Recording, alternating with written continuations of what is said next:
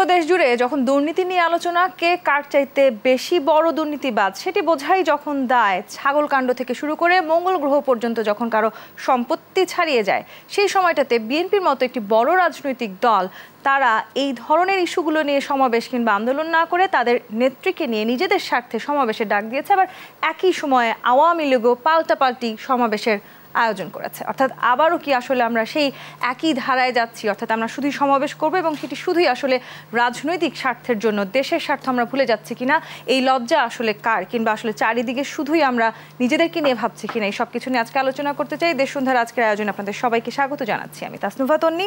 দর্শক, চারিদিকে শুধুই লজ্জা, এই বিষয় নিয়ে আজকের আলোচনায় আমার সাথে দুজন বিশেষ অতিথি আছেন। আমাদের সাথে আছেন ডাক্তার জাহিদুর রহমান, রাজনীতি বিশ্লেষক, এবং আছেন আবু জাফর সূর্য, সিনিয়র সাংবাদিক। আপনাদের দুজনকে স্বাগত জানাচ্ছি আজকের আলোচনায়। ডাক্তার জাহিদুর রহমান, আপনাকে দিয়ে শুরু করতে চাই। এই যে আসলে আমরা দীর্ঘদিন পর আবারও সমাবেশ দেখলাম এবং বলা চলে আসলে পাল্টাপাল্টি সমাবেশ দেখলাম।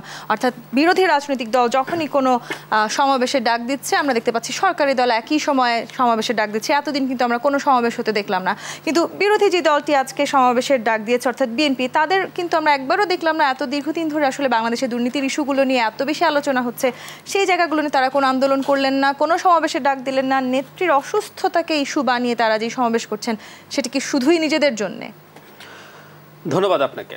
আমি এই পরের প্রশ্নটার জবাবে আসছি পরে। তার আগে একটা কথা একটু বলি যে পাল্টাপাল্টি সমাবেশ, মানে আমি যখন দেখলাম এবারও তারা পাল্টাপাল্টি সমাবেশ ডেকেছে, আমার মনে একটা প্রশ্ন আসলো, মানে আওয়ামী লীগ কি ক্ষমতায় থাকার পরও, ক্ষমতায় তো আছে, তারা কি নিজেদেরকে সিকিউরড মনে করছে না? এই ঘটনাটা তারা ইলেকশনের আগে 1 বছর বা 1.5 বছর আগে থেকে শুরু করেছে। তখন তারা প্রকাশ্যে এমন কতগুলো কথা বলেছে যেগুলো বাংলাদেশের আইন সংবিধানের সরাসরি পরিপন্থী। তারা বলছিলেন তারা বিএনপির নাশকতার বিরুদ্ধে প্রস্তুত থাকবেন মাঠে, ইত্যাদি ইত্যাদি। আপনার এই প্রোগ্রামেও আমি অনেকবার সমালোচনা করে গেছি যে এই দায়িত্ব কেউ তাকে দেয় নাই। এবার আর সেটা বলছেন না, কিন্তু তারা পাল্টাপাল্টি সমাবেশ করছেন। তার মানে আমার মনে, একজন যদি বিশ্লেষক হিসাবে চিন্তা করি, নাগরিক হিসাবে চিন্তা করি, কেন এটা করছেন? ওনার কি ভয় লাগছে যে বিএনপি মাঠে আবার নেমে যাচ্ছে, তাহলে আমাকেও মাঠে থাকা দরকার আছে যে এই সময় যাতে সে অনেক কিছু করে না ফেলে? এই তো, তার মানে আমরা প্রাথমিক একটা ইন্টারপ্রিটেশন এটা করব যে সরকার ক্ষমতায় থেকেও খুব সিকিউর ফিল করছে না। আমি অবশ্য ধারণা করতে পারি ব্যাপারটা, আমরা যে কেউ, সেটা হচ্ছে এরকম, অর্থনীতির অবস্থা তো আসলে ভালো না, নানা রকম সংকটে আছে অর্থনীতি, মানুষ কষ্টে আছে, মূল্যস্ফীতি এমন পর্যায়ে গেছে যে সরকারকে এখন তার জায়গা থেকে স্বীকার করতে হচ্ছে মানুষের কষ্ট হচ্ছে, বাজেটে দিয়ে সেটা সরাতে পারবো কিনা ডিফারেন্ট আলোচনা, কিন্তু এই চেষ্টাগুলো করছে। সো সরকার মনে হয় রাইটলি ভয় পাচ্ছে যে অসন্তুষ্ট মানুষ বিএনপির সাথে কানেক্টেড হয়ে যেতে পারে। এবার বিএনপির এই সমাবেশটা যে ইস্যুতে হচ্ছে, আমি আপনার সাথে একমত যে দুর্নীতি, বিশেষ করে বাংলাদেশে এই লেভেলের দুর্নীতি হয় এগুলো আমরা জানতাম, এগুলো একেবারেই নতুন কোনো তথ্য আসেনি আমাদের সাথে। নতুন যে জিনিসটা হয়েছে সেটা হচ্ছে আমরা কতগুলো স্পেসিফিক তথ্য দিয়ে এগুলো জেনেছি। আমরা জানতাম জনাব বেনজিরের মতো মানুষরা কয়েকশো কোটি টাকা বা কয়েক হাজার কোটি টাকা কামান, দেশে একটা অংশ থাকে, বিদেশে একটা অংশ থাকে। এবার আমরা যেমন একেবারে খতিয়ান দাগ মিলিয়ে সম্পত্তির মানে লিস্ট দেখলাম, সেটা হলো, এটা নতুন, এবং এই নতুনত্বের কারণেই মানুষের মধ্যে এটার একটা বিরাট অ্যাপিল তৈরি হলো। মানে মানুষ ধারণা করছিলেন, কিন্তু এই জিনিসগুলো দেখে তারপরও মানুষ অনেকেই সারপ্রাইজ হয়েছে। আসলে একটু ছোটখাটো দুর্নীতি গা সহা হয়ে গেছিল, কারণ এত বিরাট দুর্নীতি দেখবার পর এখন সেগুলো আলোচনায় এসছে। একদম একদম। আর বিরাট দুর্নীতি যে সামনে আসার কারণে, মানে আপনি কিন্তু জানতেন, মানে আমরা কেউ কি মনে করি জনাব বেনজির যখন তার বাহিনী দিয়ে বিরোধী দলকে নৃশংসভাবে দমন করে, রাষ্ট্রীয় বাহিনীকে একটা দলীয় পেটোয়া বাহিনীর মতো ব্যবহার করে বিরোধী দল দমন করেছেন, তার বিনিময়ে তার তো কিছু চাওয়া এবং পাওয়া ছিল, এটা আমরা সাধারণ যুক্তি দিয়ে বুঝতে পারি। কিন্তু যে বললাম এগুলো এত ক্রুড ইনফরমেশন সহ এসছে, এটা সত্যিকার অর্থে ছিল। এবং আমিও ব্যক্তিগতভাবে মনে করি বিএনপির এইটা নিয়ে খুব শক্ত ধরনের মাঠের প্রটেস্ট হতে পারতো। তারা কিছু বিবৃতি দিয়েছে, বক্তৃতা করেছে, সেটা করতে পারতো, এবং আমি আশা করি তারা করবে, এবং সঠিক সময়টা এখনই আছে। বেগম খালেদা জিয়ার ক্ষেত্রে সম্ভবত কারণটা এটা, আমি যেটা ধারণা করি, আমি ডক্টর হিসেবেও কিছুটা বুঝি, সেটা হলো ওনার যে রোগটা আছে, আমরা জানি যে ওনার লিভার সিরোসিস আছে, এর সাথে ওনার হার্টেরও সমস্যা, ওনার হার্টে পেস মেকার দেওয়া হয়েছে, তার মানে ওনার হার্ট ঠিক মতো বিট করতে পারছে না।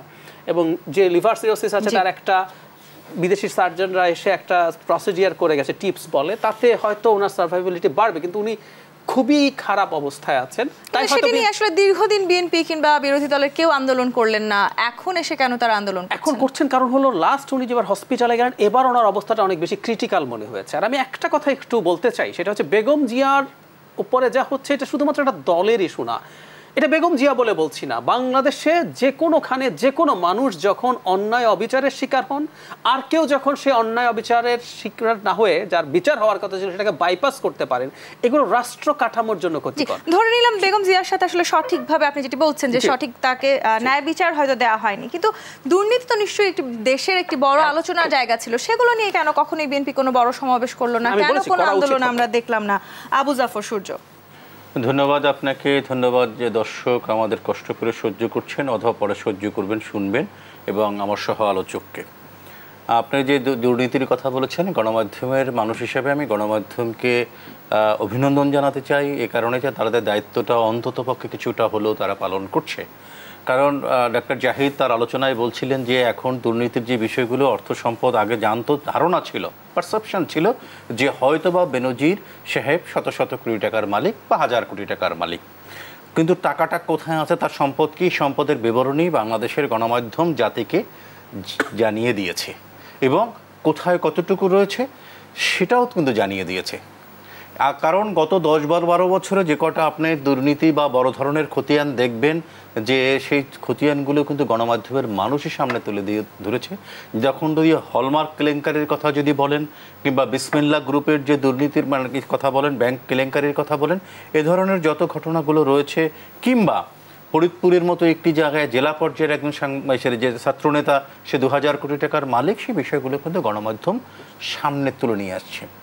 রাষ্ট্র প্রশাসন বা সরকার যারা চালায় তারা কিন্তু সত্যিকার অর্থে এরকম কিছু চুনোপুটি কিংবা রাজনৈতিকভাবে তাদের চিন্তার বাহিরের কোনো লোকদেরকে, এবং ক্ষেত্র বিশেষ কিন্তু সরকার দলীয় কিছু এমপিদেরকেও কিন্তু নিয়ে আসছে, কিন্তু তাদের যে দুর্নীতি, সেই দুর্নীতিটার কোনো ধরনের শ্বেতপত্র বা কোনো তদন্তের রিপোর্ট জনসমক্ষে আসেনি। কিন্তু যখন গণমাধ্যম বা বাংলাদেশের সংবাদ মাধ্যম এটা তুলে ধরেছে, ঢাকবার সুযোগ যখন পাচ্ছে না, তখন এই বিষয়টা নিয়ে সামনের দিকে আগাচ্ছে। মানুষের মধ্যেও কিন্তু ক্ষোভ তৈরি হচ্ছে এবং মানুষ বুঝতে পারছে যে এই ধরনের ঘটনাগুলো ঘটছে। তাহলে একটা উদাহরণ দিই, আমরা যখন এসএসসি পরীক্ষা দিয়েছি তখন একটা নকল শব্দটা প্রচলিত ছিল এবং এক্সপেলড হতো। যেদিন এক্সপেলড হতো, গ্রাম থেকে উঠে আসি, তো তখন গার্ডিয়ানরা কিন্তু পরীক্ষার হলের বাইরে, এসএসসি পরীক্ষার হলের বাইরে পরীক্ষা যদি দিত 300, থাকতো হলে 1500, 2000, 3000 লোক দাঁড়ায় থাকতো। প্রথমে জিজ্ঞেস করতো হল কেমন হয়েছে, না হল ভালো আছে, আজকে এক্সপেলড হয়েছে তো আজ হল খুব গরম।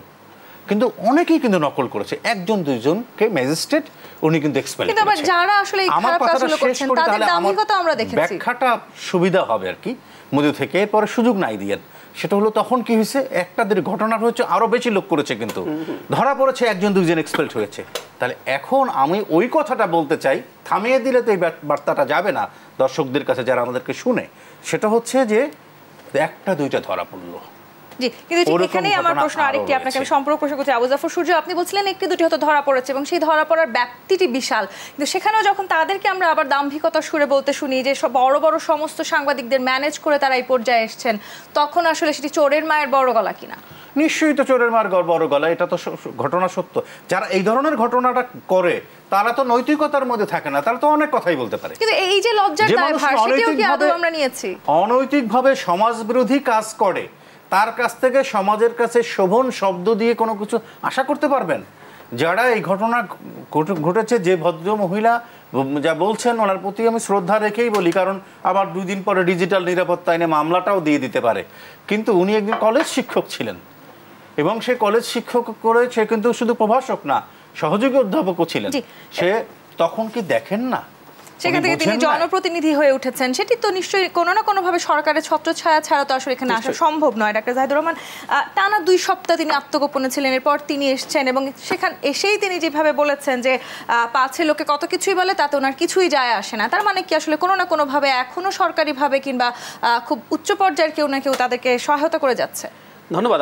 আপনি যে প্রশ্নটা সূর্য ভাইকে করেছেন আমি সেটারই একটু আসি। প্রথম কথা হচ্ছে সাংবাদিক, অনেক বড় বড় সাংবাদিক কিনেছেন। আমরা কতগুলো বাস্তবতা আসলে ফেস করা দরকার। আমাদের মনে হয় আমরা দেশটাকে সবাই চাই একটা গণতান্ত্রিক রাষ্ট্র হিসাবে গড়ে উঠুক। সাংবাদিকরা অসাধারণ কাজ করেছেন। রিসেন্টলি যেসব করাপশনের তথ্য এসছে, এগুলো সংবাদ মাধ্যমে এসছে, এগুলো ঝুঁকি নিয়ে করেছেন, আই অ্যাগ্রি, আমরা অ্যাপ্রিসিয়েট করি।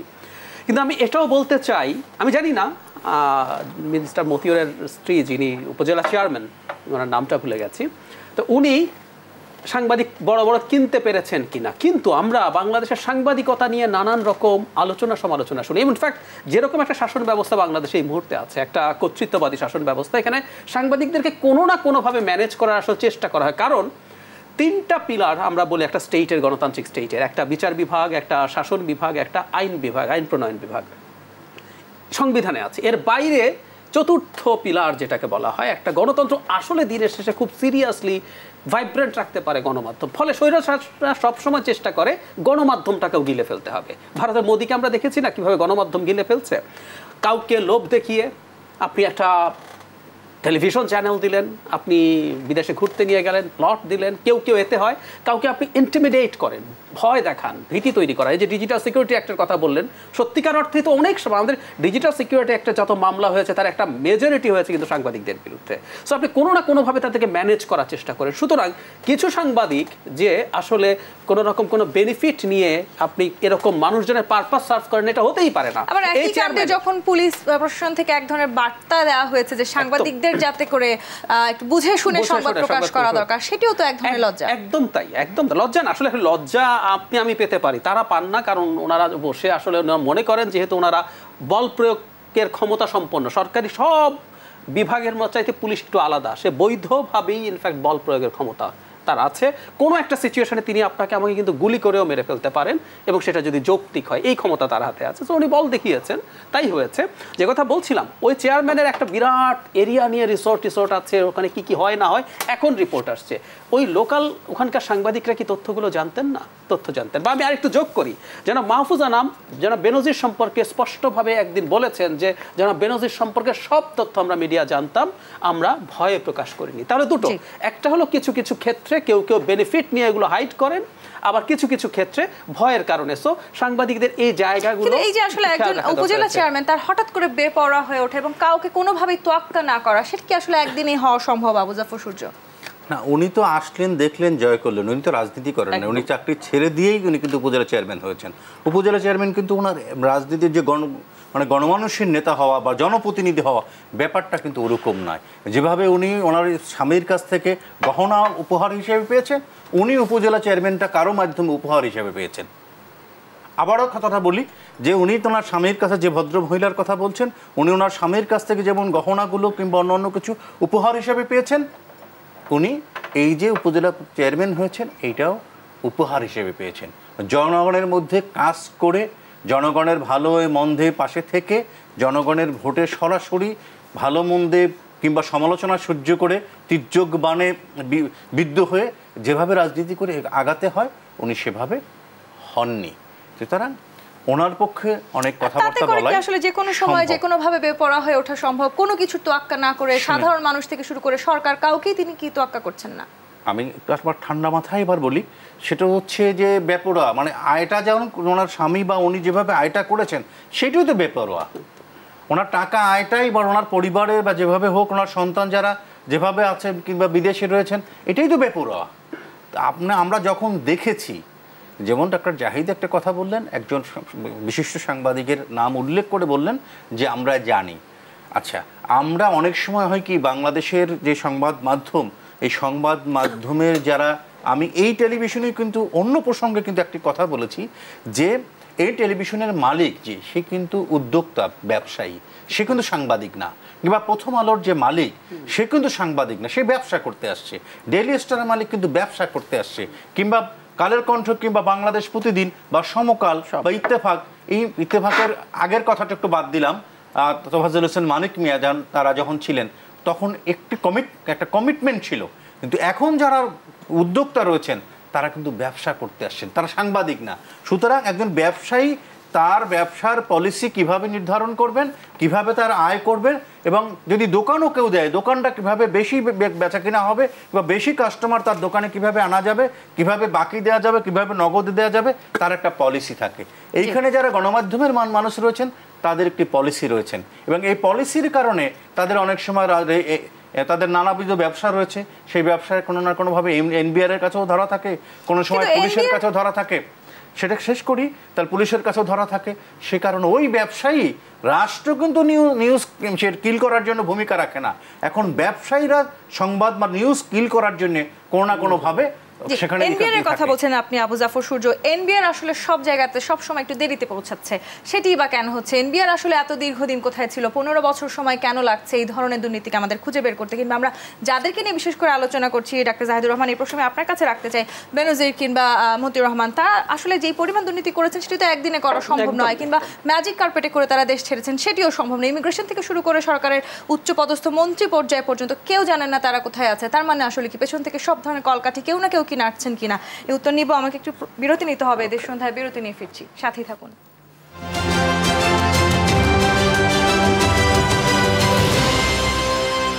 বিরতির পর আবারও ফিরে এলাম দেশ সন্ধ্যায়। ডাক্তার জাহিদুর রহমান, প্রশ্ন রেখে বিরতিতে গিয়েছিলাম, আমরা যেই দুর্নীতিবাজদের নিয়ে আলোচনা করছি তারা নিশ্চয়ই দীর্ঘদিন ধরে এই দুর্নীতি করেছেন, কিন্তু এখন আসলে তাদের সম্বন্ধে আমরা কেউ জানতে পারছি না তারা কোথায় আছেন, সেটি কিভাবে সম্ভব হলো? আচ্ছা, প্রথম কথাটা হলো দুর্নীতি, বিশেষ করে প্রজাতন্ত্রে যারা কাজ করেন, আমাদের সংবিধান মতে এনারা সব প্রজাতন্ত্রের কর্মচারী, এগুলো চিরকাল ছিল এবং আমরা অনেকে এখন জানি, এটা নিয়ে আলাপ আলোচনা হচ্ছে সোশ্যাল মিডিয়াতেও। কৌটিল্যের যে অর্থশাস্ত্র আছে, যেটা খ্রিস্টপূর্ব আরও 500-700 বছর আগে, নানান রকম সংখ্যা আছে, কেউ 1000 বছরের আগে বলেন, যাই হোক, ওইকালেও লেখা আছে যে রাজকর্মচারীরা তার যে ট্যাক্স তুলবে সেখান থেকে সে কিছু কিন্তু নিয়ে নেবে, সে কিছু ঘুষ খাবে। তার মানে এটা এত প্রাচীন ব্যাপার যে তারা ঘুষ টুস খাবেন। টু সাম এক্সটেন্ট এটা ছিল বাংলাদেশের পুরো ইতিহাসে ছিল, তার আগে ছিল, পাকিস্তান আমলে ছিল, ব্রিটিশ আমলে ছিল। ডিফারেন্সটা এখন কি? ডিফারেন্সটা হচ্ছে আগে যতটুকু যে এক্সটেন্টে ছিল, যে পরিমাণে ছিল, চুরি করে, এবং এই চুরিটা স্বীকৃত ছিল না। এখন এই চুরিটা সিস্টেমের মধ্যে, প্রশাসনের মধ্যে, সরকারের মধ্যে স্বীকৃত। আমি একটা ছোট উদাহরণ দিই।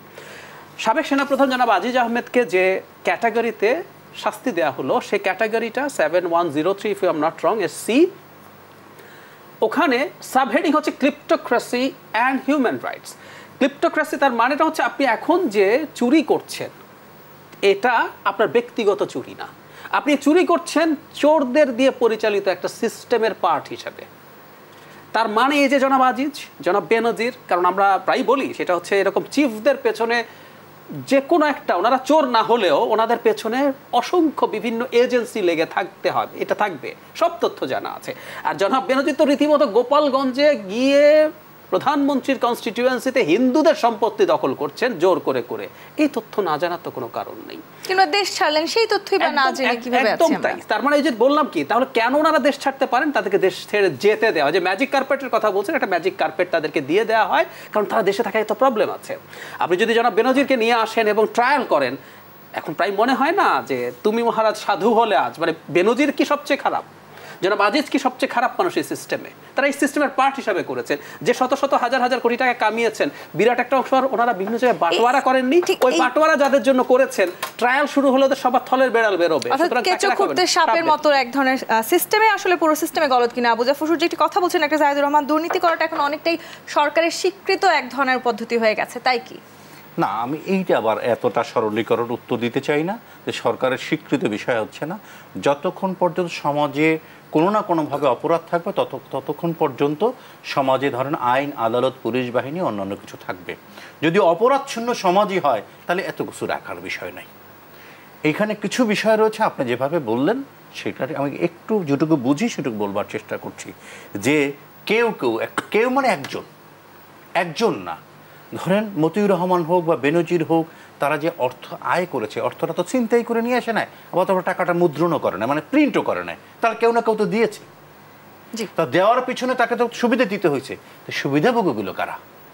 এবং দুর্নীতির ভাগ বাটোয়ারা নিয়ে বলছিলেন একটা জাহিদুর রহমান, সেখানেও তো আসলে এক ধরনের অনেক ধরনের হয়। শুধুমাত্র টাকা পয়সা নিয়ে নিলাম, দুর্নীতি কিন্তু সেই সংজ্ঞার মধ্যে এটাও কেবল পড়ে না। আপনি শুধু টাকা পয়সা আয় করলাম, আবার কেউ দিল। কিন্তু আমার কথাটা এইভাবে যদি বলি, যদি শুনতে চায় আমার দর্শক, সেটা হচ্ছে যে ওনার জন্য বা বাইরে বিদেশে যদি যেও থাকে, দেশ থেকে পালিয়ে যেও থাকে, তাহলে সেই সুবিধাটা যারা ভোগ করেছে তারা। কয়েকদিন আগে আমি একটা টেলিভিশন শোতে বলেছিলাম যে অনেক সময় ক্রস ফায়ার হয়ে যায় বিভিন্ন নামে, পুলিশ যখন ধরে বা র্যাব যখন ধরে, ক্রস ফায়ার ধরে যায়। এবং পত্রপত্রিকায় অভিযোগ রয়েছে যে অন্য যারা যোগ্য ছিল তাদের নাম যাতে না বলে দেয়, তার জন্য তাকে ওইখানে শেষ করে দেওয়া হয়। সেই ক্রস বিচারের আগে ওখানে চলে যায়। কারণ সে যদি নিশ্চিত খুনি হয়, যাকে যে ক্রস ফায়ারে হলো বা এনকাউন্টারে মারা গেল, তার তো আত্মপক্ষ সমর্থন করার সুযোগ রয়েছে। এবং নিশ্চিত খুনি আমরা পত্রপত্রিকা দেখি, টেলিভিশনে আমরা লাইভ দেখেছি যে খুন করছে, তারপরে যখন আদালতে যখন তাকে ওঠানো হয় তখন আদালত তখন জিজ্ঞেস করে তুমি কি দোষী না নির্দোষ, উনি কিন্তু বলে যে আমি নির্দোষ। তখন চার্জ ফ্রেম হয়, এরপর প্রমাণ করতে হয়, তাহলে কথা আসে তখন। কিন্তু যখন আসলে এই ধরনের গুরুত্বপূর্ণ পদে দায়িত্বরত ব্যক্তিরা এত বিশাল দুর্নীতির অভিযোগে অভিযুক্ত হন, তাদের শাস্তি কতখানি নিশ্চিত হবে সেটি নিয়েও তো একটি প্রশ্ন থেকে গেল। প্রশ্ন সবকিছু থাকে, প্রশ্নের উত্তর খোঁজবার জন্য তো রাষ্ট্র, কিন্তু সেই প্রশ্নের উত্তর আদৌ আমরা খুঁজে পাবো কি ডাক্তার সাইদুর রহমান? উত্তর খুঁজে পাওয়ার পরে শোনেন, এখন তো একদম তো রেয়াত দেয়নি। আপনি যখন বেনজিরের এই প্রসঙ্গটা চলে আসছে তখন দুদক যে যত সমালোচনা করেন, দুদক তো তাদের নোটিশ দিয়েছে, তার সন্তানদের নোটিশ দিয়েছে, এবং পরে দেশ ত্যাগের নিষেধাজ্ঞা আসে। খালি কথা তো আপনি যদি বলেন তাহলে আপনি শো করেন, দেশ ত্যাগের পরে যদি দেশ ত্যাগের নিষেধাজ্ঞা আসে সেটি বা কিভাবে? দেশ ত্যাগের পরে শোনেন, আপনাকে কোনো না কোনোভাবে আমলে নিতে হবে। আপনি মামলা যখন করবেন, ফৌজদারি মামলা, নিশ্চয়ই যদি আইনের ছাত্র হয় বুঝবেন যে ফৌজদারি মামলা 15 দিন পর খুন হওয়ার পরে আমরা পত্রপত্রিকায় লিখি দেখা গেছে, তারপরে তার সন্তান বা কেউ যদি মামলা করে তাহলে তার দেরির কারণটা জানাতে হয় যে আমি শোকাগ্রস্ত ছিলাম, সে কারণে আমি মামলা রুজু করতে আমার 5 দিন দেরি হলো। এই জায়গাটাতে আমি একটু সাইদুর রহমানের কাছে তাহলে আপনি অভিযোগ উঠলই, গণমাধ্যমে বলে দিল, বলে দেওয়ার পরে আমরা কান নিয়ে এসেছিলে, আর এখন আমাদের টিআরপি বাড়াবার জন্য আপনার মতো লোকদেরকে যখন বসায় দেয় যে তাড়াতাড়ি অনুষ্ঠানটা খুব ভালো জলমল করেন, বেশি যত কাটতে হয়, সেটা না। আপনাকে ওই বিচারের জন্য তাকেও আত্মপক্ষ সমর্থন করা সুযোগ দিতে হবে। এমন কোনো ধারণা নাই যে পত্রিকা নিউজটা আসবার পরে তার বলবেন যে এখান থেকে দেশ থেকে চলে যেতে পারবে না, এটা আদালত বলতে হবে। ডাক্তার সাইদুর রহমান, আপনি আপনার কাছে আমি যে প্রশ্নটি রেখেছিলাম, যে সময় আবু জাফর সূর্য বলছিলেন তারা যখন দেশ ত্যাগ করছেন, এরপরে আমরা দেখলাম দুদক নড়ে চড়ে উঠলো, এরপরে আসলে এনবিআর নড়ে চড়ে উঠলো, কিন্তু দীর্ঘ সময় ধরে যে দুর্নীতি হলো সেই সময়টাতে আসলে তারা কোনোভাবেই নড়ে চড়ে উঠলেন না, সেটি কেন? একদম তাই। আরেকটা ব্যাপার, যখন এগুলো বেরিয়েছে তারপরও দুদক নড়ে চড়ে উঠতে অনেক সময় নিয়েছে। যে পত্রিকায় আসলো, আদালতে যাওয়ার কথা, আদালতে তো দুদক গেল শেষ পর্যন্ত, এবং আদালত ঠিকই তার অ্যাকাউন্ট ফ্রিজ করা থেকে শুরু করে বিদেশ যাত্রা সব কিছুর ব্যাপারে আদেশ দিল। আদালত তো দেরি করে নাই, কিন্তু দুদক ওই তথ্য পাওয়ার সাথে সাথে রিঅ্যাক্ট করে নাই তো, এবং ব্যাংক অ্যাকাউন্ট ফ্রিজ করার জন্য 1 মাস সময় দিল, যতদিনে সে ব্যাংক থেকে বিভিন্ন অ্যামাউন্টের কথা আমরা শুনি, 50, 60, 100 কোটি টাকা তুলে নেওয়া হলো, ওই অ্যাকাউন্টে আর কিছু নেই। খুব সাধারণ কাণ্ডজ্ঞানওয়ালা মানুষও জানে ব্যাংক অ্যাকাউন্টে তখন আর টাকা থাকবে না। সো দুদক তো তখনও প্রম্পট অ্যাকশন নেয় নাই। এবং দুদকের এই যে বাছাবাছি, আমি একটা উদাহরণ দিই। জনাব আজিজ আহমেদের মানে যারা বেনজিরের যেরকম সম্পত্তির দাগ খতিয়ান সহ লিস্ট এসছে, জনাব আজিজ আহমেদের ঠিক সেরকম একটা লিস্ট পত্রিকা এসছে। আমরা কি এখন পর্যন্ত দেখেছি দুদক একটু নড়ে চড়ে বসেছে? না। তারও আগে, মানে আপনি আসলে কি সবারটা করছেন? আমি একটা বিখ্যাত মামলার কথা বলি। হাইকোর্ট একবার একটা দেশের পত্রিকাকে রেফার করে বলেছিল একটা বিখ্যাত শিল্প গ্রুপ এসালম তারা মানি লন্ডারিং করেছে, এটার বিরুদ্ধে 2 মাসের মধ্যে তদন্ত করতে হবে। সুপ্রিম কোর্ট ওইটা আদেশটা বাতিল করেছে, কিন্তু বলেছে এটা যেহেতু দুদকের এখতিয়ারভুক্ত বিষয়, দুদক এটার তদন্ত করতে পারে। আমরা কি আজ পর্যন্ত জানি $1 বিলিয়ন পাচার হয়েছে, সেটা লিস্ট একটা তদন্ত দুদক শুরু করেছে? করে নাই। তার মানে আমরা দুদকের মধ্যে আসলে খুব স্পষ্টভাবে দেখতে পাই নানা রকম 2 নম্বরই আছে, তারা তাদের কোনোটা। জনাব বেনজিরকে আসলে এই যে স্টেপটা নেওয়া হবে, কোনো একটা জায়গা থেকে একটা গ্রিন সিগন্যাল পেয়েছে, তাই ধরা হচ্ছে একদম স্পষ্টভাবেই। জনাব আসাদুজ্জামান মিয়ার ক্ষেত্রে কি একই রকম স্টেপ হয়েছে? হয়নি। আর আপনি যেটা বললেন, হাইকোর্ট তার রায়ে দুদককে শোকজ করতে বলেছিল, ইয়াস, এই কথাটাই, ও যে এতদিন ধরে এগুলো করেছে, তোমাকে আমি কেন রেখেছি, তোমার কাজ এটা, এবং পাচারের জন্য BFIU বলে একটা প্রতিষ্ঠান আছে, ফিনান্সিয়াল ইন্টেলিজেন্স ইউনিট, তোমরা কি করেছো, তাদেরকে রুল দিয়েছিল। সো আসলে তারা কিছু করে নাই, কোনোভাবেই কিছু করে নাই। এখন যখন হলো, হঠাৎ করে তাদের ঘুম ভাঙলো, এজন্যই এই প্রতিষ্ঠানগুলোকে আমরা সিরিয়াসলি অ্যাকিউজ করতে পারি, কিন্তু কিছুই হয়নি। আবার আসলে যে একটি প্রশ্ন থেকেই গেল যে একজন আইনের রক্ষাকর্তাই বলা চলে, যেহেতু জনাব বেনজির তিনি পুলিশের বিভাগের প্রধান ছিলেন, তারা যখন আসলে আইন মানছেন না, তারা যখন দুদক যখন তাদেরকে তলব করছেন না, আসছেন না, সেই সময়টাতে সাধারণ মানুষের মনে আসলে আইনের প্রতি শ্রদ্ধাই বা কতখানি থাকছে? আবু জাফর সূর্য, যে অপরাধ করে সে অপরাধী, তাকে সাধারণ মানুষ বা পুলিশের আইজিবি তখন থাকে না।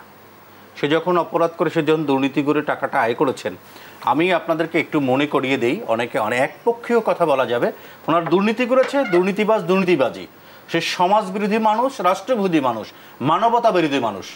শুধু রাজাকাররাই মানবতা বিরোধী না, যারা দুর্নীতিগ্রস্ত, যারা রাষ্ট্রের ক্ষতি করে, রাজ্যের ট্যাক্সের ক্ষতি করে, তারাও মানুষকে কষ্ট নিয়ে খেলে। কারণ কারো গরিব মানুষের যে একটু ভিক্ষা করে, তার ট্যাক্সের টাকা চুরি করছে। সুতরাং এখানে তাদের কোনো ছাড় দেওয়ার কিছু বিষয় নেই। আপনাকে আমাকে অনেক সময় দেখা করতে হবে, দেখতে হবে। আমি গত পরশু দিন বৃহস্পতিবার দিন আমার অফিসের একজনকে 20,000 টাকার একটা চেক দিয়েছি টাকা আনবার জন্যে। তার কাছ থেকে কিন্তু এনআইডির ফটোকপি নিয়েছে ব্যাংক, তারপর তাকে 20,000 টাকা দিয়েছে। আমি ওই কথাটা বলতে চাই যে শত কোটি টাকা দরকার নাই আমার কাছে। 20,000 টাকার জন্য সেও তো নাগরিক, যে কে নিল এবং নির্দিষ্ট কিছু টাকা আছে যে এর বেশি জমা দিলে এই টাকাটা কিভাবে কোথা থেকে আসছেন তার একটি ডিক্লারেশন দিতে হয় ব্যাংকে জমা। তাহলে এই ব্যাংকগুলো কি করেছে?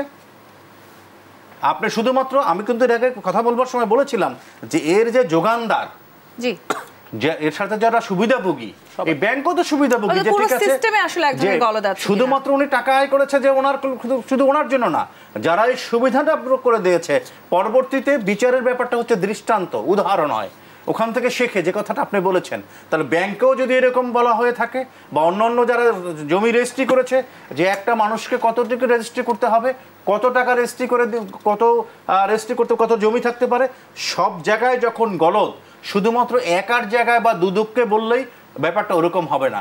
আপনাকে মাথায় রাখতে হবে, আমাদেরকে দর্শক নিশ্চয়ই তো জানেন যে এর যোগানদার কিন্তু সকলেই, শুধু রাষ্ট্র নয়। কিন্তু আমরা এটিও শুনতে পেলাম যে বেনজির আহমেদ তার প্রায় 7টি পাসপোর্ট রয়েছে, সরকারি পাসপোর্ট, বাইরেও গিয়ে তার বেসরকারি পাসপোর্ট রয়েছে। এমনকি মতিউর রহমানের স্ত্রী লায়লা, তিনি পরিবারের দুর্নীতির অভিযোগ চাপা দিতেই টাকা দিয়ে সব ম্যানেজ করতে পারবেন, এমন কথাও আমরা শুনতে পেলাম। আসলে কি হতে যাচ্ছে ডাক্তার জাহিদুর রহমান? পুরো সিস্টেমে যদি ভুল থাকে, সেই ভুল থেকে আমরা বেরিয়ে আসতে পারবো কি? আসছি, তার আগে একটা জিনিস আমি একটু সূর্য ভাইয়ের সাথে একটু অ্যাড করতে চাই। সেটা হলো, একজন পুলিশের আইজি যখন দুর্নীতি করেন, ওনার আসলে দুর্নীতির সাথে পদটা জড়িত, উনি খুব সাধারণ একজন দুর্নীতিবাজও না। সূর্য ভাইদের নেতা ছিলেন জনাব শফিকুর রহমান, প্রেস ক্লাবের প্রেসিডেন্ট। 2018 সালে উনি প্রেস ক্লাবের প্রেসিডেন্ট ছিলেন। এরপর 18 এবং 24 দুবার উনি পরপর এমপি হয়েছেন আওয়ামী লীগের টিকেটে। এই জনাব শফিকুর রহমান সাহেব চিঠি লিখেছেন বিভিন্ন মিডিয়াতে। ওনার একটা টিভি আছে সিটিজেন টিভি। একদিন রাতে জনাব বেনজিরের লোকজনরা তাকে তুলে নিয়ে গিয়ে একটা হোটেলে, সেখান থেকে আপনারা জানি না, দেখবেন তার সম্পত্তির তালিকায় আছে তার 2 মেয়ের নামে সিটিজেন টিভির 15-30% আছে। তুলে নিয়ে গিয়ে ওখানে চাপ দিয়ে লিখিয়ে নিয়েছেন কাকে? যিনি প্রেস ক্লাবের প্রেসিডেন্ট তখন, এবং যিনি এতই আওয়ামী লীগের সুনজরে থাকা মানুষ, যিনি এরপর 18 সালেই নমিনেশন পেয়ে ওই ঘটনার পর, তারপর উনি এবার 24-এ উনি এমপি হয়েছেন। সেই মানুষটাকে এই যে তুলে নিয়ে যেতে পারেন, এই ক্ষমতার জায়গাটা তো আসলে ওনার ওই পদ, ক্ষমতার অপব্যবহার, পদটাকে আমাদের কনসিডার করতে হবে। আপনি যেই পদে থাকেন, যেই পদ দিয়ে আপনার মানুষকে যত বেশি কথ্য ভাষায় যদি বলে ঠ্যাক দেওয়া সম্ভব, ভোগান্তি বাড়ানো সম্ভব, সেই পদ আপনাকে অনেক বেশি উপার্জন দিতে পারে। এই ঘটনাগুলো বেনজিরের ক্ষেত্রে ঘটেছে এবং এই কারণে এগুলো রাষ্ট্রের জন্য অত্যন্ত গুরুত্বপূর্ণ। আপনি যে প্রশ্নটা করছিলেন সেটা হলো, প্রত্যেকটা জায়গায় সুযোগ ইজ রাইট, ব্যাংকে গেছে, আমার এত ঝামেলা হয়ে যায়, ও কোটি কোটি টাকা রাখছে, সোর্স কি দেখাচ্ছে, রাখছে, আবার ওটা তুলে নিতে পারলো, তুলে নিয়ে চলে যেতে পারলো। আপনি দেখবেন 1-2 কোটি টাকা এখন মাঝে মাঝে কেউ তুলতে পারছে না। আমি 2-1 মাঝারি মানের ব্যবসায়ীর কাছে শুনেছি 5 লাখ টাকার জন্য বসে থাকতে হয় সকাল 11টা থেকে 3টা পর্যন্ত। স্যার একটু বসেন, স্যারও তো বলে না এখন সব পাবলিক ব্যাংকগুলোতে, একটু বসেন, আমাদের টাকা তো ক্যাশ হয়নি, আগের দিন বলে যাবেন 10 লাখ টাকা উঠাইতে হলে। মানে এই জায়গাগুলো উনি তো কোটি কোটি টাকা জাদুর মতো তুলে ফেললেন, তুলে নিয়ে উনি চলেও গেলেন। সো পুরো সিস্টেমটা আসলে ওই যে বললাম, বাংলাদেশকে এই জন্য আমি বলছি বাংলাদেশ এখন একটা ক্লিপ্টোক্র্যাটিক স্টেট। এখানে এই আগে করাপশন ছিল, পুরো করাপশনই একমাত্র বিষয় ছিল না। পুরো আমি এই জন্য দাবি করি বা বলছি, পুরো সিস্টেমটা এখন এর মধ্যে ঢুকে গেছে। আমি ধরে ধরে দেখাতে পারি। যেমন ধরুন একটা ছোট উদাহরণ, সরকারি চাকরি যারা করেন, সরকারি কর্মকর্তা কর্মচারী একটা আইন আছে, 2018 সালে হয়েছে। 85 সালে একটা নীতিমালা ছিল, খুব ইন্টারেস্টিং। ওখানে আপনি যদি দুর্নীতিতে করেছেন প্রমাণিত হয়, আপনার চাকরি চলে যাবে, আপনার বাধ্যতামূলক অবসর হবে, এমন শাস্তি ছিল। 18 সালে এই আইনটাকে করা হয়েছে, আপনাকে শুধুমাত্র তিরস্কারও করা হতে পারে। মানে আপনাকে হয়তো এক ধাপ নামিয়ে দেবে, ইনক্রিমেন্ট বন্ধ করবে, এমনকি আপনার দুর্নীতি ধরা পড়লে তিরস্কারও হতে পারে। সো আপনি 18 সালে তাদের জন্য এমন একটা আইন করলেন যাতে আপনি আইনের মধ্যে বলছেন যে তুমি দুর্নীতি করলেও কোনো সমস্যা নাই। এই কারণে আমি বলছি যে একটা স্টেট, একটা সরকার নিজে আসলে দুর্নীতিকে প্রমোট করছে। আর আপনি যদি নিজে দুর্নীতিকে প্রমোট করেন, সেটা সব জায়গায় ছড়িয়ে পড়বে। কিন্তু একই সময় আসলে যখন সরকারি গুরুত্বপূর্ণ সংবেদনশীল পদে যারা দায়িত্বরত ছিলেন, তারা যখন এই ধরনের দুর্নীতি করছেন, আবু জাফর সূর্য, আপনি টিআরপির কথা বলছিলেন, টেলিভিশনে টিআরপি বাড়ানোর দায়িত্ব অনেকটাই আসলে টেলিভিশনে আমরা যারা কাজ করি আমাদের উপর। কিন্তু সরকারের যে ইমেজ, যদি সেটিকেও আমি আসলে উদাহরণ হিসেবে টিআরপি বলি অথবা উপমা হিসেবে যদি টিআরপি বলি, সেই টিআরপি কি তাহলে আসলে এই ধরনের বেনজির কিংবা সাজিশ তারা বাড়াতে পারলেন, নাকি সরকারের এতদিন যে উন্নতিগুলো করেছিলেন সেই ইমেজে এক ধরনের সংকট তৈরি হলো? গণতান্ত্রিক সমাজে যদি টিআরপি শব্দ দিয়ে এটা রূপ করতে বলেন, তাহলে সরকারের রূপ করতে এই অর্থে তার টিআরপি কমে, নিঃসন্দেহে এই টিআরপি কমে। যখন গণতন্ত্রের চর্চা থাকে সমাজে বা রাষ্ট্রে, তখন আপনি কোনো না কোনো জবাবদিহিতার মধ্যে দিয়ে থাকে রাষ্ট্র, তাহলে এই ঘটনাগুলো ঘটে না। যখন সুশাসনের অভাব থাকে তখন এই ঘটনাগুলো ঘটে। আমি তো এটা পরিষ্কার করে বলবার চেষ্টা করেছি, আপনি আপনার মতো করে বলছেন আপনার ভাষায়। আমি বলেছি শুধুমাত্র বেনজিরের এই অর্থ কিংবা মতিউর কাণ্ডের যে অর্থ, এই অর্থ মতিউর যেমন 5,000 কোটি টাকার মালিক হয়েছে, 5,000 কোটি টাকার মালিক তো শুধুমাত্র ওটা, আমি তো বলছি টাকা মুদ্র প্রিন্ট করে তো সে নেয়নি, কেউ না কেউ নিয়ে গেছে। তাহলে ওই মতিউর যে গুরুত্বপূর্ণ যদি 25টা ফাইল সার্চ দিয়ে থাকে, কয়েকদিন আগে তো দুদক একজনের বিরুদ্ধে মামলা করেছে যে ট্যাক্স ছাড় দিয়েছে এই জন্যে, তাহলে মতিউরও তো এরকম কোথাও না কোথাও ছাড় দিয়েছে, নতুন মতিউরকে টাকা দেবে কেন? একদম। আবার মতিউর প্লেসমেন্ট শেয়ার নিয়ে করেছে, সেই কোম্পানিগুলো খতিয়ে দেখেন। প্লেসমেন্ট শেয়ার আমি অনেক সময় একটা নিউজ করেছি, যে প্লেসমেন্ট শেয়ার যার নামে দিয়েছে মানে শেয়ার মার্কেটে, সেই ভদ্র মহিলা যেদিন দিয়েছে তার 8 বছর আগে মারা গেছে। তার কবরের ছবি এনে, কবরের যে ইসের ছবি এনে নিউজ করেছি, কিন্তু তার সেটা তো কিছু হয় না। আপনার কোনটা কখন কে আমলে নিবে সেটা হলো বিষয়। জি, এই যে আমলে নেওয়ার বিষয়টি আপনি বলছেন এই মাত্র, সেটা তো খুবই গুরুত্বপূর্ণ, বিশেষ করে বর্তমান যে অবস্থানে আসলে বাংলাদেশ আছে, সেই সময়টা আসলে রাজনৈতিক যে অবস্থানে আমরা আছি, আপনি কি মনে করছেন রাজনৈতিক যারা নেতা আছেন কিংবা যে রাজনৈতিক দলগুলো আছে, তারা আসলে দেশের যে সংকট সেগুলোকে ছাপিয়ে গিয়ে ব্যক্তিগত যে স্বার্থ সেটিকে অনেক বেশি গুরুত্ব দিচ্ছে? কি রাজনৈতিক নেতা এবং দল এটা সম্পর্কে একটু ধারণা নেবেন। রাজনীতি নষ্ট হয়েছে। সকল সংকটগুলো যদি সমাধান করতে হয় আপনাকে রাজনীতির কাছে যেতে হবে, রাজনৈতিক নেতাদের কাছে না, রাজনৈতিক দলের কাছে না, রাজনীতির কাছে। তাহলে আপনার যদি শিক্ষা খাতে সংকট তৈরি হয়, রাজনীতির কাছে সমাধান খুঁজতে হবে। অর্থনীতির এই সংকট যে দুর্নীতি হয় বা কোনো সংকট তৈরি হয়, অর্থনীতির সফলতাও যদি আসে, রাজনীতি নিয়ে আসবে। সেই রাজনীতিতে যদি পচন ধরে, তাহলে নেতা কিংবা রাজনৈতিক দল সেখানে তো আরো বেশি হবে। রাজনীতির সফলতা ব্যর্থতা সকল কিছু নিয়ম নির্ভর করে রাজনীতির উপরে। আমাদের রাজনীতিতে পতন ধরেছে বলেই আমাদের এই সংকটগুলো সামনে চলেছে, তখন মতিউর কাণ্ড হয়, ছাগল কাণ্ডও হয়। এই যে আসলে রাজনীতি থেকে আমরা দূরে সরে যাচ্ছি, আমরা ব্যক্তি স্বার্থকে অনেক বেশি গুরুত্ব দিচ্ছি দেশের স্বার্থের বাইরে গিয়ে।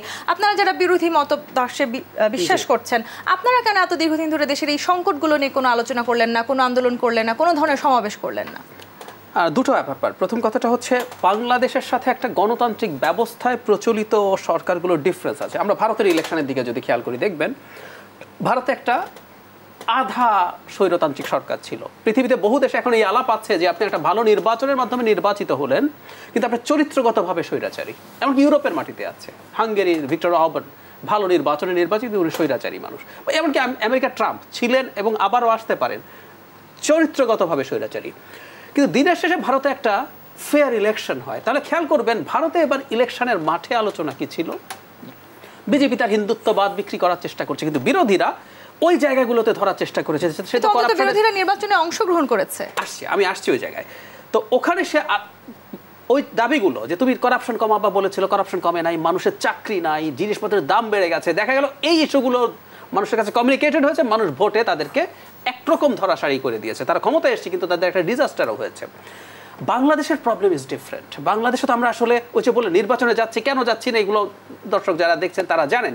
সো এই যদি বাংলাদেশে একটা ফেয়ার নির্বাচন হতো তাহলে এই ইস্যুগুলো নিয়ে অনেক বেশি কথা হতো। বাংলাদেশে আসলে বিরোধীদের প্রধান দায়িত্ব হচ্ছে এখন এটা, আমি মনে করি, বা একমাত্র দায়িত্ব, এটার জন্য দুর্নীতিকেও সামনে আনা উচিত। সেটা সরকারকে এমন একটা চাপ তৈরি করা যাতে সে একটা ফেয়ার নির্বাচন দেওয়ার মতো পরিস্থিতিতে যেতে পারে, একটা অল্টারনেটিভ ব্যবস্থায়, এক্সিস্টিং ব্যবস্থায় না। সো দুটো জায়গা কিন্তু ডিফারেন্ট। সেই কারণেই না বারবার আপনি বাংলাদেশে যত সমস্যা আসবে সবার আগে নির্বাচনী ব্যবস্থাটা ঠিক না করলে হবে না। তারা আসলে এক ধরনের বড় পরিবর্তন আনতে চায়, কিন্তু সেই বড় পরিবর্তন যদি শুধু নিজেদেরকে নিয়ে ভাবতে থাকে, যদি দেশকে নিয়ে না ভাবে, সেই পরিবর্তন আনা কি সম্ভব? আবু জাফর সূর্য, আমি একটু মনে করিয়ে দিই, জাহিদ ভাই নিশ্চয়ই জানা, দর্শক আরও ভালোভাবে যাবেন। 2009 সালে যে নির্বাচনটা হলো তত্ত্বাবধায়ক সরকারের, যেভাবেই হোক না কেন, সামরিক সমর্থনে হোক, তত্ত্বাবধায়ক সরকার নির্বাচন হওয়ার পরে বাংলাদেশে আওয়ামী লীগ বা তার জোট মহাজোট ক্ষমতায় আসলো।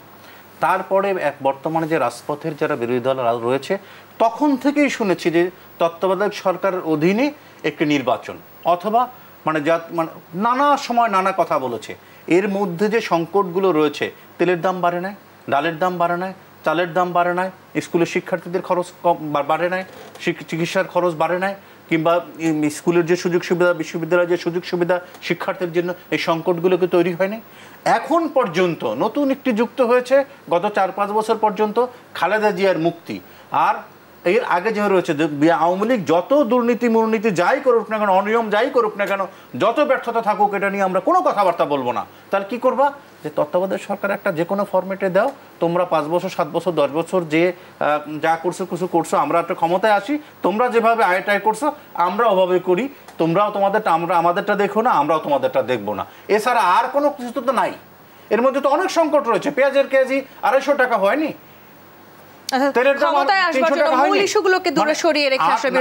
দেখুন এই যে আজকের অবস্থা দেখেন, যে আজকে একটি সমাবেশ হচ্ছে পল্টনে, কিসের জন্য হচ্ছে? যে এই পরিমাণ, যে পরিমাণ আমরা কথা বলছি একটু আগে যে দুর্নীতি নিয়ে, বিএনপির মতো একটি রাজনৈতিক দল যারা একাধিকবার রাষ্ট্র ক্ষমতায় ছিল, জনগণের ভোটেই ছিল, তারা কি সেটা অ্যাড্রেস করছে? এই প্রশ্নটি আমি রাখতে চাই আপনার কাছে ডাক্তার জাহিদুর রহমান। দুর্নীতির বিরুদ্ধে তারা কি কথা বলবে না? আর মৌলতা হচ্ছে সম্মতির লক্ষণ। তাহলে ওনারাও চায় হয়তোবা মতিউর বা বেনজিরের কোনো সুযোগ সুবিধা ওনাদের পকেটে।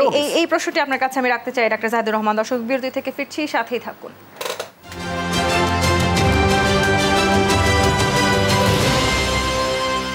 বিরতির পর আবারও ফিরে এলাম দেশ সন্ধ্যায়। ডাক্তার জাহিদুর রহমান, বিরোধীরা তবে কি আসলে ঠিক একই রকম দুর্নীতির অংশীদারিত্ব চায় বলে এই বিষয়গুলো নিয়ে তারা কোনো আলোচনা কিংবা আন্দোলন করছে না?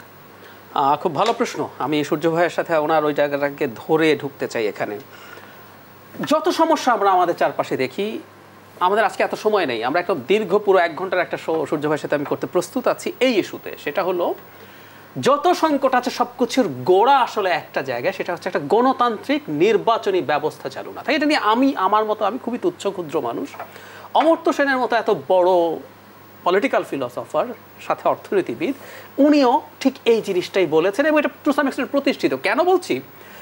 একটা গণতান্ত্রিক ব্যবস্থা যখনই মারা যায় তখনই আপনার এই সংকটগুলো গণতান্ত্রিক ব্যবস্থা থাকে না তা না, কিন্তু সংকটগুলো মাথা চাড়া দেওয়ার ক্ষেত্রে ব্যারিয়ার তৈরি হয়।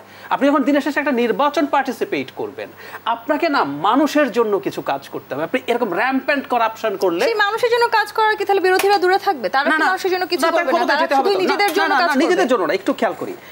আমরা প্রত্যেকটা দলকে, আপনি জাতি বা দেশ বাদ দেন, আমি একদম ক্রুড কথা বলি, প্রত্যেকটা দলই চাইবে ক্ষমতায় চাইতে চাই, একটা নির্বাচন হবে এবং আমিও মনে করি আসলেই বাংলাদেশ একেবারে স্বর্গীয় দেশ হয়ে যাবে ভালো নির্বাচনের মাধ্যমে, নট নেসেসারিলি। কিন্তু একটা নির্বাচন সে তার স্বার্থেও যদি আসতে চায়, ক্ষমতায় আসে, এবং সে যদি মনে করে ক্ষমতায় থেকে সে আবার ক্ষমতায় আসতে চায় বা আরেকজন ক্ষমতায় ফিরতে চায়, তাকে তখন কাজ করতে হয়। আমি একটা ছোট উদাহরণ দিই, যে বিজেপির হিন্দুত্ববাদ বলি, এবার অ্যানালিসিসে দেখা গেছে বহু রাজ্যে বিজেপি জিতেছে কারণ সে ওই রাজ্যগুলোতে গরিব মানুষকে গম এবং চাল দিয়েছে। সংখ্যাটা হচ্ছে সারা ভারতে 81 কোটি মানুষ, মোর দেন হাফ অফ দ্য পিপলকে সে প্রতি মাসে মাথা পিছু, একজন পরিবারে যদি 6 জন সদস্য থাকে, সে 30 কেজি চাল বা গম পায় বিনা পয়সায় বছরের পর বছর ধরে। তার মানে কথাটা কেন বলছি? আপনি মানুষকে ভালো করতে চান কারণ আপনাকে ভোট পেতে হবে, আপনার নিজের দরকার নেই, আপনি ভালোবাসারও দরকার নেই। সো ইলেকট্রাল প্রসেসের সাথে প্রত্যেকটা সংকট জড়িত। বাংলাদেশে কেন প্রতিটা জিনিসের দাম এত হয়, কেন এই যে সকল সিন্ডিকেটে পরিমাণ টাকা বাজার থেকে তুলে নিয়ে মানুষের নাভিশ্বাস তোলে, কারণ প্রত্যেকটার কারণ ওই জায়গায় নিহিত। কারণ দাম যদি কয়েকশো টাকাও হয় কিছু আসে যায় না। যে পেঁয়াজ 250 টাকা হয়েছে, ভারতে পেঁয়াজকে অনিয়ন বম বলে ফান করে। দিল্লিতে 2 বার সরকারের পতন হয়েছে শুধুমাত্র পেঁয়াজের দাম কন্ট্রোল করতে না পারার জন্য, 2 বার। তাদের বিধান কোন আন্দোলন কি আদৌ আমরা আমাদের দেশে দেখেছি? তারা তো সবাই শুধু একটি ইস্যু যে কথা বলছিলেন, আন্দোলনটা নেতার মুক্তি। না, আমাদের আন্দোলনটা এই জন্যই একটা ফেয়ার ইলেকশন হতে হবে, দেশ একটা গণতান্ত্রিক ব্যবস্থায় আসলে এই সমস্যাগুলোর সমাধান হবে। তার মানে সব কথা শেষ কথা, এই সরকারের পতন হতে হবে, কিন্তু অন্য আর যা ধরনের সমস্যাই হোক, ফেয়ার ইলেকশনে যদি আওয়ামী লীগও ক্ষমতায় আসে, সে এখনকার মতো লুটপাট করবে না। আবু জাফর সূর্য, অর্থাৎ শুধুমাত্র এই সরকারের যদি একটি পরিবর্তন হয়, অর্থাৎ কি ফেয়ার ইলেকশন যদি হয়, তাহলে সরকারও থাকো প্লিজ। আমি ফেয়ার ইলেকশনে আওয়ামী লীগ যদি আবারও আসে, আমি গ্যারান্টি দিচ্ছি আওয়ামী লীগের 8 সালের যে সরকার, আওয়ামী লীগের 96 যে সরকার, সেটা 14 এবং 18 সরকারের চাইতে অনেক ভালো ছিল। আমি বলি বাকি সব সমস্যার সমাধান হয়ে যাবে না। আমি ভোটের কথা যেটা উনি বলেছেন, আমি কিন্তু এর আগে যখন বলবার সুযোগ দিয়েছিলেন, আমি বলেছি যে রাজনীতিটা দূষিত হয়ে গেছে। গণতান্ত্রিকভাবে যদি ভোটে নির্বাচিত হয়, সে কি স্বৈরাচার হয় না? গণতান্ত্রিকভাবে নির্বাচিত হলে কি যুদ্ধ অপরাধীদেরকে মানুষ ভোট দেয় না? দেয় তো। তো গণতন্ত্রের কিছু আবর্জনা আছে, সে আবর্জনাটাকে কি করবেন? রাজনীতির মধ্যে যদি আবর্জনা ঢোকে, আবর্জনা পরিষ্কার করবেন। যারা এখন রাজনীতিতে ভোটের ময়দানে এখন যে মূল শক্তি হিসেবে, গণমাধ্যমের মানুষ হিসেবে আমি বলি, আওয়ামী লীগ নাইবা বলতে পারে, আওয়ামী লীগ বিএনপিকে খুব শক্তি মনে করে না তার বক্তৃতার ভাষায়, কিন্তু ভেতরে ভেতরে ঠিকই করে। কিন্তু বিএনপি যখন ভোট রাষ্ট্র ক্ষমতায় আসছিল তখন কি ভোট দিয়ে আসছিল? তখন কি গণতন্ত্র, এই যে ফেয়ার ভোটের কোনো প্রশ্ন আসছিল? ভোট ফেয়ার ভোট অনেক সময়, হ্যাঁ 73 নির্বাচনে ত্রুটিযুক্ত হতে পারে, কিন্তু তারপরে সেই পার্লামেন্ট বাকশাল করেছে, আমি বাকশালের সপক্ষে বলছি না, কিন্তু জনগণের ভোটের যে সরকার, তারা একটি সংবিধান মানে তারা সংসদে বাকশাল গঠন করছে, সেটা ভুল হতে পারে, ভুল। কিন্তু তারপরে যে ঘটনা 75 সালে যে ঘটনা ঘটেছে, কিংবা 75-এর 15ই আগস্টে যে ঘটনা ঘটবার পরে আবার যখন 21শে আগস্ট ঘটনা করেন, সেখানে কি ঘটছে? এটা কি গণতন্ত্র চর্চা ঘটেছে? এখানে কি ভোটতন্ত্রের কোনো বিষয় রয়েছে? রাজনীতিটাকে কলুষিত করবার জন্য রাজনীতির অপমৃত্যু করা, যে রাজনীতি থাকলেই তো গণতন্ত্রের চর্চা হবে, যখন রাজনীতি অনুপস্থিত থাকে তখন আপনি কি করবেন? কোন দলই কি আসলে সঠিকভাবে রাজনীতির পথে হাঁটছে? রাজনীতির পথে হাঁটতে হবে আপনাকে। রাজনৈতিক একটা সমাজ যদি না থাকে, যে সমাজে গণতন্ত্র, সমাজে শুধু রাষ্ট্রে না, সকল স্তরে সকল জায়গায় যদি গণতান্ত্রিক প্রতিষ্ঠান সুস্থ না হয়, আপনি যখন ব্যবসায়িক প্রতিষ্ঠানগুলোতে যদি গণতন্ত্রের চর্চা না হয়, আবু জাফর সূর্য সব ধরনের রাজনৈতিক দলকেই কাজ করতে হবে, শুধু সরকারি দল একা কাজ করবে তাও তো সম্ভব নয়। দল কেবল নয়, সমাজ শক্তি এবং জনগণকে রাজনীতির কাছে আসতে হবে। জনগণ এখন রাজনীতি বিমুখ হয়েছে, আর জনগণ রাজনীতি বিমুখ হওয়ার কারণেই কিন্তু এইগুলো অনুপস্থিত হচ্ছে, যে এই পেঁয়াজের দামের কারণে জ্বলে ওঠে না, সরকারও পতন হয় না। আপনি দেখেন ডিমের দাম এখন কি হচ্ছে, 300 টাকার মতো করে পেঁয়াজের মরিচের কেজি। জনগণ তো ওঠে না, কারণ জনগণ রাজনীতি বিমুখ হয়েছে। গণতন্ত্র জনগণ বোঝে না, জনগণ বোঝে তার অধিকারটা, এবং সেই অধিকারের জায়গায় রাজনীতি যদি আপনাকে এটা অ্যালাউ না করে, তাহলে আপনি করবেন কেমনে? এখন কোন একটা দেশে একটা রাজবন্দী আছে, এত মামলা করেছে বিএনপির উপর, একটা রাজবন্দির মামলা আছে। এই জায়গাটিতে আমি আপনাকে একটি প্রশ্ন করতে চাই, এই যে আসলে বারবার আবু জাফর সূর্য বলছিলেন জনগণ রাজনীতি বিমুখ হয়েছে, নাকি আসলে রাজনীতিবিদরাও অনেকটা জনগণ বিমুখ হয়েছে, খোদ সরকারও অনেকটা জনগণ বিমুখ হয়েছে? একদম, আপনি একদম রাইট জায়গাটা তুলেছেন। হয়েছে বলছেন সূর্যভাবে, স্পষ্টভাবে রাজনীতি বিমুখ করা হয়েছে। আওয়ামী লীগের লোকজন, আমি একদম সরিয়ে রাখি সবার কথা, আপনি যে কথা বলছেন, জনাব তোফায়েল আহমেদের মতো রাজনৈতিক ঐতিহ্যের অধিকারী নেতা আওয়ামী লীগে কয়জন আছে? সেই ছাত্র অবস্থা থেকে যদি শুরু করেন, সেই তোফায়েল আহমেদ সংসদে দাঁড়িয়ে বলেন নাই যে আমলাদের কাছে তারা এখন আর পাত্তা পান না? সংসদে দাঁড়িয়ে বলেছেন তো, ক্ষোভ প্রকাশ করেছেন। কারণ এখন আর পলিটিক্যাল লিডার, আমি নতুন ভুইফোরদের কথা বাদ দিলাম, যে চেয়ারম্যানের কথা বললাম, টিভিতে আপনি প্রচুর রিপোর্ট পাবেন, ওই এলাকার লোকাল আওয়ামী লীগের লোকজন ক্লিয়ারলি বলছে কিভাবে উড়ে এসে জুড়ে বসেছে টাকা দিয়ে। সো জনগণ রাজনীতি বিমুখ হয় না, আসলে করে ফেলা হয়েছে, এবং এখন জনগণের কোনো প্রয়োজন নাই। আসলে আওয়ামী লীগকে দিলেই কি হবে? বিএনপি কিংবা অন্যান্য রাজনৈতিক দলে যথেষ্ট কোন্দল আমরা দেখলাম। আমি কোন্দল থাকুক, কিন্তু জনগণকে নিয়ে লড়াই আপনি ত্রুটি ধরতে পারেন, সেটা করার চেষ্টা করছে, সেইটুকু তার জায়গা থেকে সে তার মতো করে চেষ্টা করছে। এই যে আজকে বেনজির সহ অন্যান্য পুলিশ বাহিনী বা এইসব প্রশাসন এত শক্তিশালী কেন হয়েছে? কারণ আওয়ামী লীগও এখন জনগণকে দিয়ে আর ভোটে নাই। আওয়ামী লীগের এমপিরা খুব ভালো মতো জানে, সোকল্ড এমপিরা, যাদেরকে আমরা ডামি এমপি বলছি, সে কিভাবে তথাকথিত নির্বাচিত হয়। বিএনপির আমলেও কিন্তু চাকরিতে রত ছিল না, তাতে সমস্যা নেই। ওই যে বললাম, এই পরিমাণ এম্পাওয়ার্ড ছিল না কখনো। জনাব কাজী ফিরোজ রশিদ, আমি একদম কোট করেই বলছি, উনিও সংসদে দাঁড়িয়ে বলছেন যে একটা ডিসির সাথে, আমি এমপি, আমার কথা বলতে প্রাইম মিনিস্টার একটা মিটিংয়ে ছিলেন, ডিসিটা প্রিসাইড করছিলেন, প্রাইম মিনিস্টারের সাথে কথা বলার জন্য দফায় দফায় ডিসিকে অনুরোধ করতে হয়েছে তাকে। অথচ আপনি ওয়ারেন্ট অফ প্রেসিডেন্সে একজন ডিসি কোথায় আর একজন এমপি কোথায়? ডিসি সর্বোচ্চ যিনি সিনিয়র সচিব হবেন, তার চাইতেও সিনিয়র ওয়ারেন্ট অফ প্রেসিডেন্স একজন এমপি, কিন্তু ওদের কাছে তো ওই পাত্তা নাই। এই কথাটাই বলতে চাইছিলাম, যখন দেশে নির্বাচনবিহীন একটা ব্যবস্থা থাকে তখন গণতন্ত্র মৃত্যু হবে, কারণ গণতন্ত্রকে বাঁচিয়ে রেখে একটা স্বৈরাচার টিকে থাকতে পারে না। স্বৈরাচারের প্রথম এবং প্রধান কাজ হলো গণতন্ত্র বের হলো, দল বাদ দেন, ব্যক্তি বাদ দেন, গণতন্ত্র না মানলে টিকবে না। আসলে মেরে ফেলছে কি শুধু একটি রাজনৈতিক দল, নাকি অন্যান্য রাজনৈতিক দলগুলো তো নিশ্চয়ই এখানে একটি দায়ভারের জায়গা ছিল, তারা কেন সেখান থেকে বারবার অস্বীকার করছে? আবু জাফর, আমি কিন্তু সে জাহিদ ভাইয়ের মতো করে গণতন্ত্র শব্দটা বারবার বলছি না, আমি কিন্তু রাজনীতির কথাটাই বলছি। রাজনীতি, মহান মুক্তিযুদ্ধের সময় রাজনীতি একদিন বিজয়ী হয়েছে, সেদিন বাঙালি তার শ্রেষ্ঠ ট্রফিটা হাতে নিয়েছে বিজয়ের দিন। এরপরে সেই রাজনীতি আস্তে আস্তে ধারাবাহিকভাবে, সেটা শুধুমাত্র এখন শুরু হয়েছে তা নয়, সে যেদিন থেকে দেশ স্বাধীন হলো তারপর থেকেই বাংলাদেশের রাজনীতিতে কুলুষ যুক্ত হয়েছে। সেখান থেকে এইটা পত্রপল্লবে একদম অনেক বড় কিছু হয়েছে। এখন কি আসলে বাংলাদেশ সবচেয়ে সংকটের মধ্যে আছে? এখন সংকট তো অনেক আগেও ছিল, এখনো সংকট রয়েছে।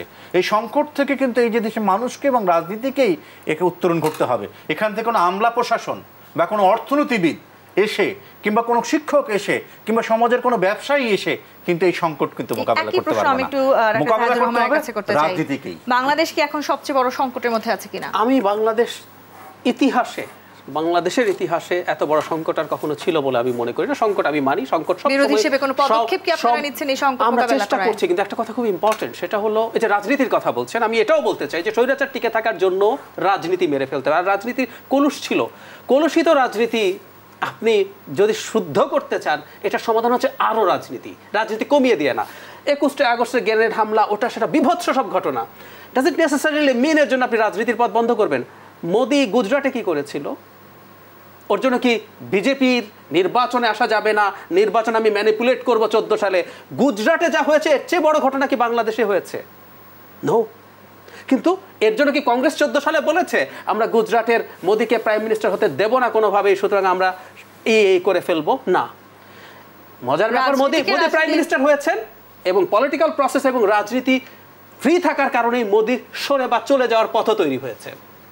গণতন্ত্র মানতে হলে পৃথিবীতে কোনো সিস্টেম পারফেক্ট নাই, গণতন্ত্রের মধ্যেও কলুষ ঢোকে, এই কলুষিত গণতন্ত্র নিয়েই চলতে হয়। পৃথিবীতে পারফেক্ট করা নিষিদ্ধ করা যাবে না, আরো বেশি রাজনীতি ঢুকতে দিতে হবে। এবং আমি মনে করি অবশ্যই রাজনীতিকে জনগণ বান্ধব হতে হবে, সেটা খুবই রাজনীতি শেষ করবে। আওয়ামী লীগের লোকজনের সাথে তো অনেক টক শোতে পার্টিসিপেট করি, ব্যক্তিগতভাবে চিনি, আমি তাদের হতাশা অনেকের মধ্যে দেখি। আমি কারো নাম বলছি না, যে তারা আসলে ওই রাজনীতি করার সুযোগ এখন আর পাচ্ছে না, কারণ ক্ষমতা তাদের হাতে নেই। ধন্যবাদ ডাক্তার জাহিদুর রহমান এবং আবু জাফর সূর্য, আপনাকেও ধন্যবাদ আজকে আমাদেরকে সময় দেওয়ার জন্য। দর্শকদের সন্ধ্যার আজকে পর্ব থেকে বিদায় নিচ্ছি। ধন্যবাদ এতক্ষণ সাথে থাকার জন্য।